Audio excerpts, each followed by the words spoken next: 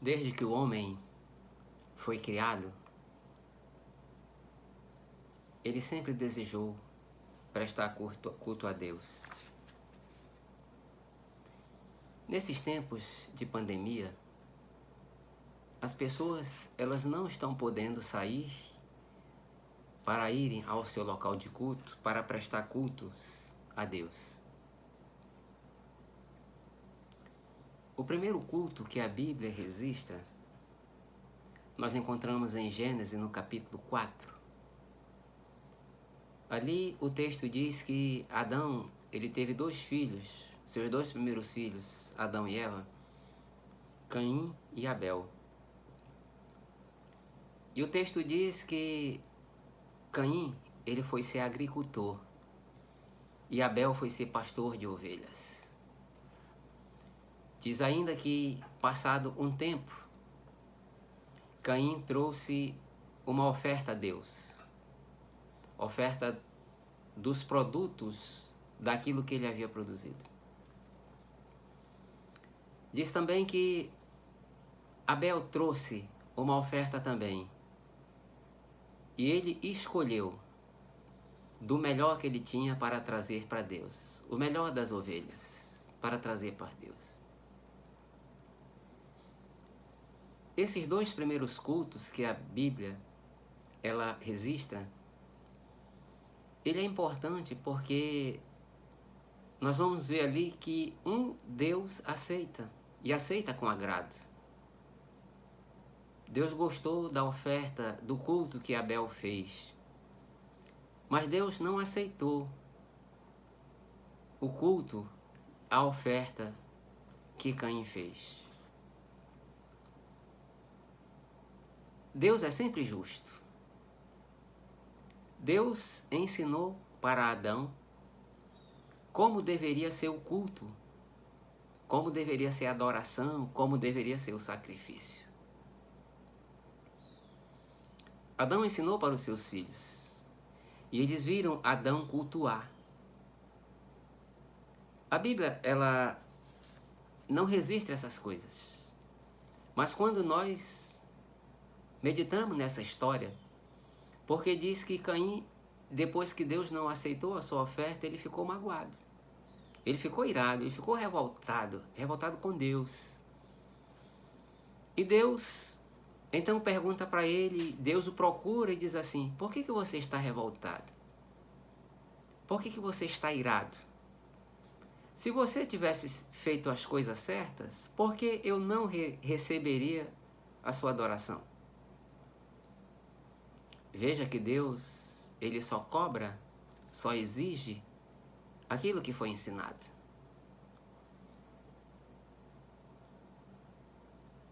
É porque Caim fez um culto do jeito que ele achava que era certo. Mas o culto que Deus aceita é o culto que Deus diz que é certo. Deus, nesse momento que procura Caim, ele diz para Caim: olha, Caim, você tem que controlar essa tua ira. Porque o pecado é como uma fera que está do lado de fora da porta do teu coração. E você tem que domar para que essa porta não abra. Porque se essa porta abrir, essa fera vai entrar e vai te atacar. A verdade é que Caim, ele não ouviu mais uma vez os conselhos de Deus. Ele foi tomado pela fúria, pela ira, permitiu que o seu coração se enchesse de revolta e de mágoa, e depois ele findou matando o seu irmão. Muitas pessoas dizem que Deus tinha dito que as ofertas não poderiam ser de frutos ou cereais. Isso também não é verdade. No capítulo 2 do livro de Levítico, quando o povo está caminhando pelo deserto, e ali Deus orienta Moisés, e Deus diz para Moisés: olha, Moisés, escreve, coloca agora no papel, numa linguagem mais moderna, para que as pessoas possam saber como é que as coisas devem acontecer. E o primeiro versículo do capítulo 2 de Levítico, Deus está dizendo assim: quando a oferta for de cereais, tragam a melhor oferta. Então Deus aceitava a oferta de cereais. Segundo a ciência, o homem vive na Terra em torno de 6.000 anos. Nós não sabemos quanto tempo Adão viveu antes de pecar. Deus havia dito: no dia que você pecar, no dia que você desobedecer, certamente morrerás. Então, no dia que Adão pecou, o relógio da morte começou a girar. E depois esse relógio gira para todas as pessoas. Abraão, ele viveu aproximadamente 2.000 anos antes de Cristo. E diz o texto que Abraão, ele era um peregrino. Nós encontramos no livro de Gênesis, no capítulo 12 em diante, vai traçando da história de Abraão. E Abraão, por ser um peregrino, ele ficava andando onde tinha água e tinha pasto para o seu gado, para as suas ovelhas. Mas Abraão, quando ele saía de um lugar para outro, e naquele lugar que ele chegava, uma das primeiras coisas que ele fazia era um altar para oferecer sacrifício a Deus. E Deus olhava para o coração daquele homem, via sinceridade. E Deus aceitava a oferta, aceitava o culto de Abraão. Moisés, ele viveu 1.500 anos antes de Cristo, antes do nascimento de Cristo. E Moisés conduz o povo do Egito, os filhos de Abraão que ali se multiplicaram, e Deus havia feito uma promessa para Abraão 500 anos antes de Moisés ser chamado para conduzir o povo. Deus diz assim: olha, Abraão, a tua descendência será levada para a terra de Canaã, porque ali a terra é uma terra excelente. Ali tudo que plantar dá. O texto é bonito que diz assim: terra que emana leite e mel. Mas Deus disse uma coisa impressionante para Abraão, diz assim: olha, aquelas nações que ali vivem serão julgadas pelos seus pecados. Veja que desde quando o povo saiu do Egito, até quando Deus falou para Abraão, lá se vão 545 anos aproximadamente, foram 40 anos no deserto e mais 5 para começar realmente a conquista da terra para dividir. Deus foi paciente com aquele povo que morava ali na terra de Canaã. E eles estavam sendo julgados por serem imorais, por serem idólatras, por serem perversos.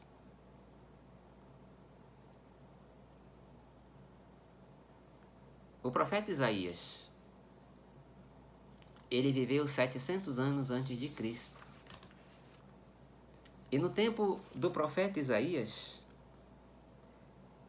o povo de Israel, eles prestavam culto a Deus. E eles traziam boas ofertas para Deus. Mas, entretanto, Deus os acusa, através do profeta Isaías, dizendo assim: olha, as ofertas que vocês trazem, elas não representam o que está no coração de vocês. O texto diz que Deus os reprova as ofertas, o culto e o sacrifício que ele trazia, que Deus diz o seguinte: olha, de que me serve a multidão de vosso sacrifício quando vocês estendem a mão para mim, eu escondo o rosto. Quando vocês fazem oração, eu não ouço. Vocês estão com as mãos contaminadas de sangue. O povo fazia cultos bonitos, celebrações bonitas, mas, entretanto, era um povo imoral, era um povo depravado que vivia naquela época. Capítulo 1, do verso 11 ao verso 15, foi esse lido. E no capítulo 1, no verso 17, Deus diz o seguinte: aprendam a fazer o bem, busquem a justiça, acabe com a opressão, lutem pelos direitos do órfão e defendam a causa da viúva. Deus está dizendo, o culto que vocês fazem, as ofertas que vocês fazem, não representa o coração de vocês. No coração de vocês não há sinceridade. O profeta Malaquias, ele viveu 450 anos antes de Cristo. O povo de Israel já havia voltado do cativeiro, porque depois de Salomão, Deus falou que o reino seria dividido. E depois o reino foi dividido em Reino do Norte, capital em Samaria, que depois foi levada pelos assírios em cativeiro, e esse reino nunca mais se restabeleceu. Porque naquele local, no Reino do Norte, onde era Samaria, os assírios, eles trouxeram gente de outros lugares, e essa era uma das formas que os assírios usavam. Quando eles levavam, por exemplo, a nobreza de um país, as pessoas que estudavam, eles separavam aquelas pessoas, colocavam em cidades diferentes que eles não se comunicassem, o que dificultava, por exemplo, assim, pensar em fazer uma revolta, pensar em dar um golpe. Então, a Assíria trouxe para aquela região pessoas de todos os lugares, e essas pessoas trouxeram também os seus deuses. Aí juntou com um pouco de judeus que ali ficaram. Na época, os invasores, eles levavam as pessoas mais jovens, as pessoas que podiam trabalhar, e deixavam sempre os idosos, crianças pequenas, porque eles iam dar despesa, digamos assim. Eles não queriam a mão de obra produtiva, a mão de obra intelectual. Então, esse povo que ficou, esse remanescente que ficou ali, junto com os outros povos, criou o que a Bíblia chama de os samaritanos, um povo misto, que também tinha um culto misto, uma mistura de todos os deuses e o Deus santo e eterno, adorado por Israel.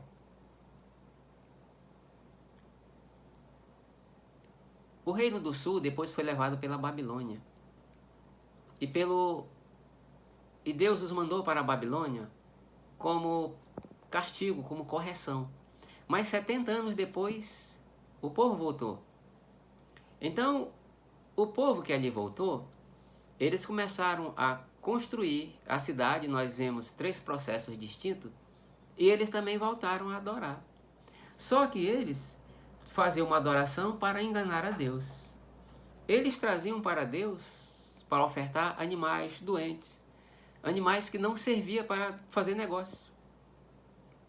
E aí, essa acusação de Deus no tempo do profeta Malaquias, 450 anos antes de Cristo, era essa: vocês trazem para mim o pior pão, o animal cego, o coxo, o doente. Esse culto não me agrada. Deus diz, eu não aceito esta oferta. Deus chega ao ponto de dizer, no final do versículo 10, o seguinte: se tivesse alguém com coragem suficiente para fechar as portas do templo. Deus aqui está dizendo, é melhor não ter culto, é melhor não ter adoração, do que ter esse tipo de adoração enganosa, essa adoração falsa, porque o coração de vocês também não há sinceridade. Relembrando, Deus rejeitou a adoração de Caim, a oferta de Caim, porque Caim quis fazer do jeito dele. Caim não trouxe o melhor. No tempo do profeta Isaías, 700 anos antes de Cristo, o povo trazia ofertas boas, mas o coração do povo era imoral. O povo vivia em corrupção, o povo vivia em depravação. E no tempo do profeta Malaquias, 450 anos antes de Cristo, o povo trazia o que havia de pior. No século I, surge um homem chamado João Batista. E a mensagem de João Batista, ele começou dizendo, se arrependam. É tempo de se arrepender. É tempo de vocês acertarem a vida de vocês com Deus. Mudem de atitude. É interessante que parece que as pessoas não sabiam mais o que era fazer as coisas certas. Porque quando ele começou a pregar essas mensagens, as pessoas perguntaram assim, como é que nós vamos proceder?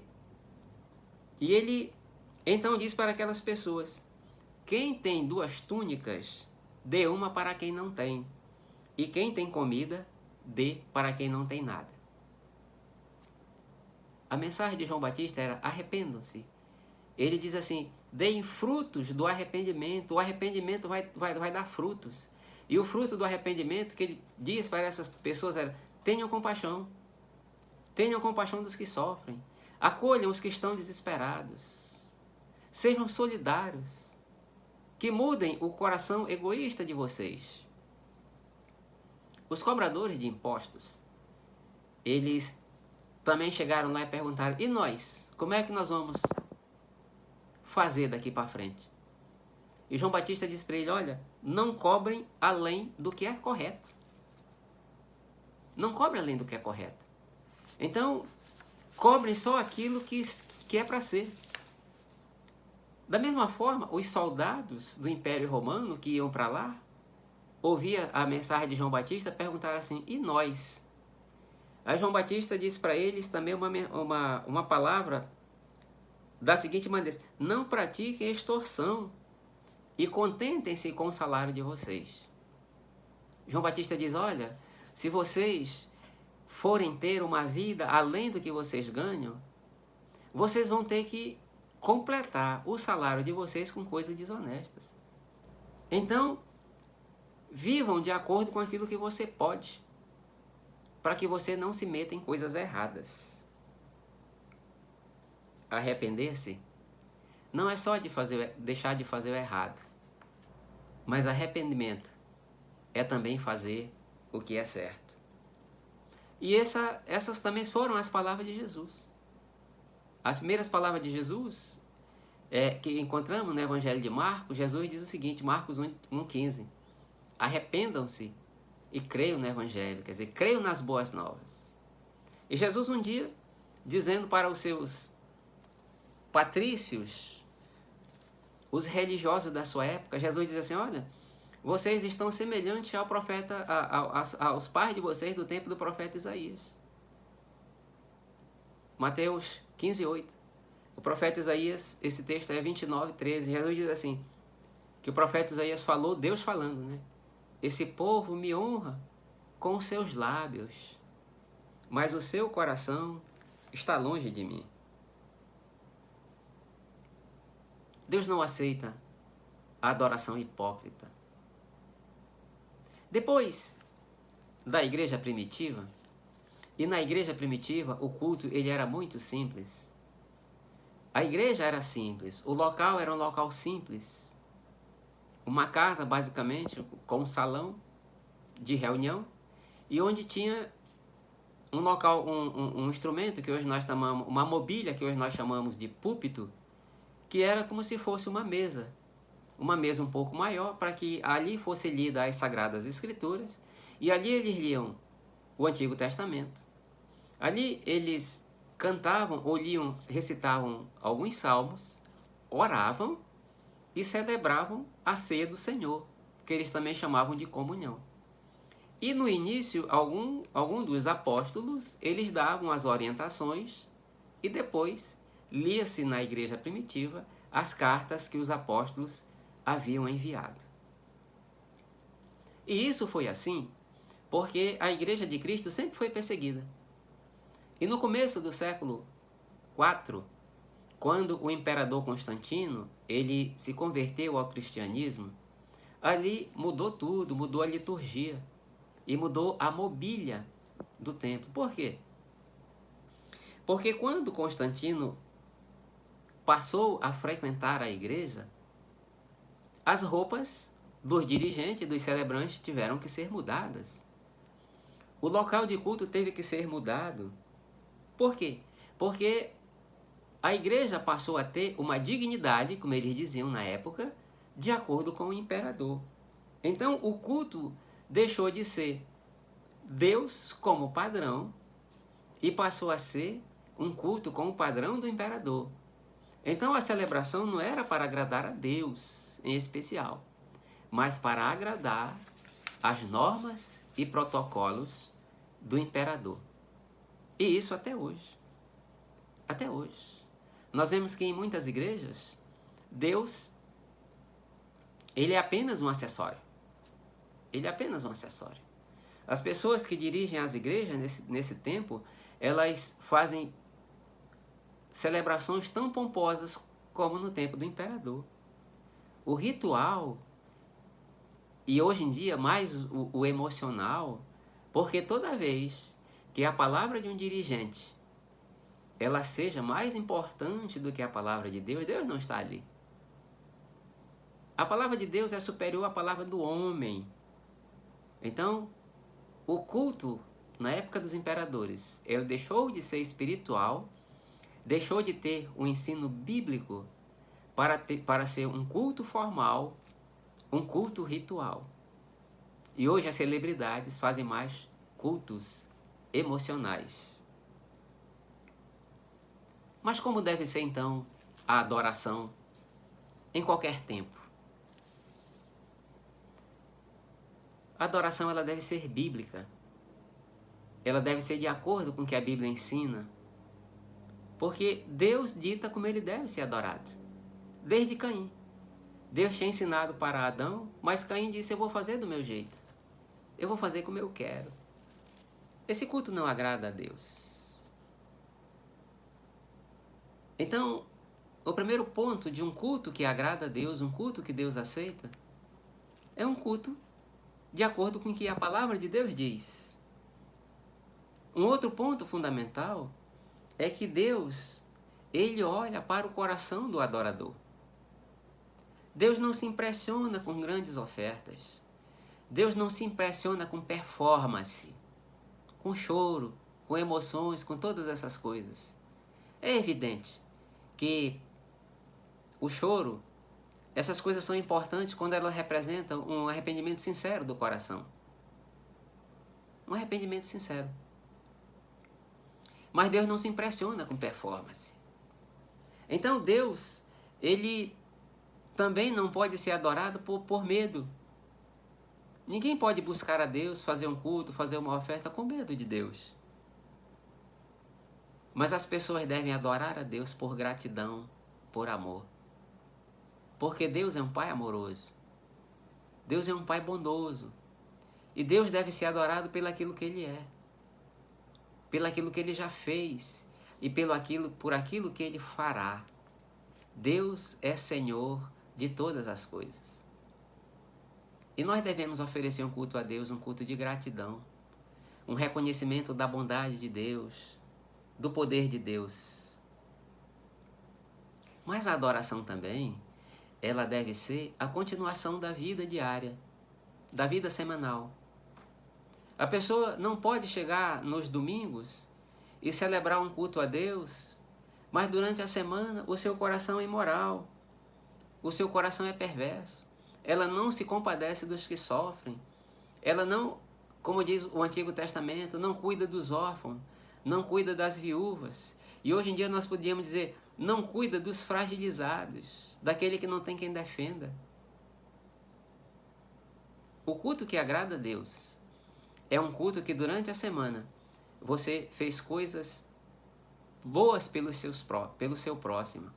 E você não se deixou levar pela imoralidade, pela perversidade. Você chega aos domingos, você chega com um coração leve, um coração limpo diante de Deus, para que Deus possa aceitar o seu culto. O culto é semanal e domingo é o culto coletivo das pessoas.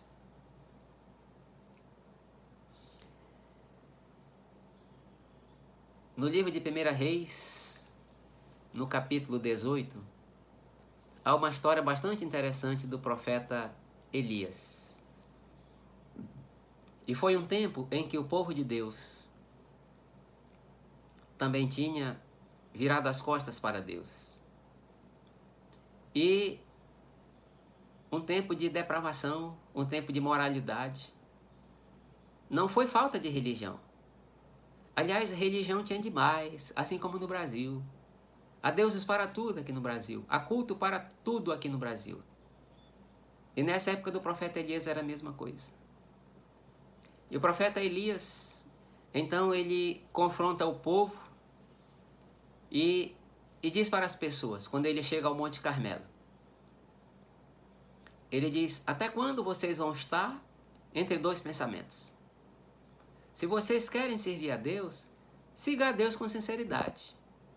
Agora, se vocês querem servir a Baal, que era o Deus principal, adorado naquela época, sigam ele também. Mas vocês não podem ficar servindo um e servindo ao outro.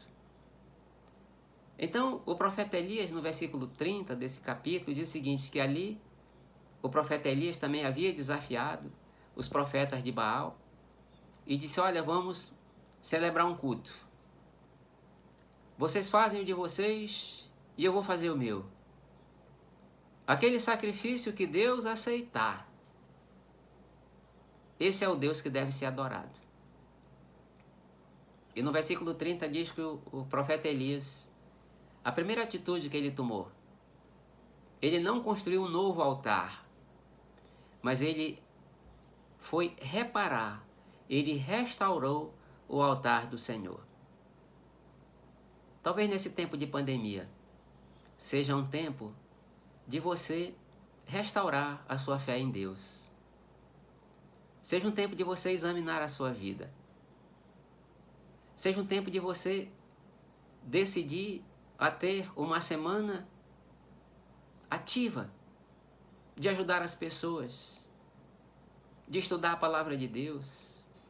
Seja um tempo de você se tornar mais solidário, ter mais compaixão das pessoas, para que você possa prestar um culto sincero a Deus. E não só aos domingos, mas durante a semana, naquilo que você faz, Deus vai aprovar. E Deus vai dizer para você, como Ele disse muitas vezes para o seu filho: este é meu filho amado, que alegra o meu coração.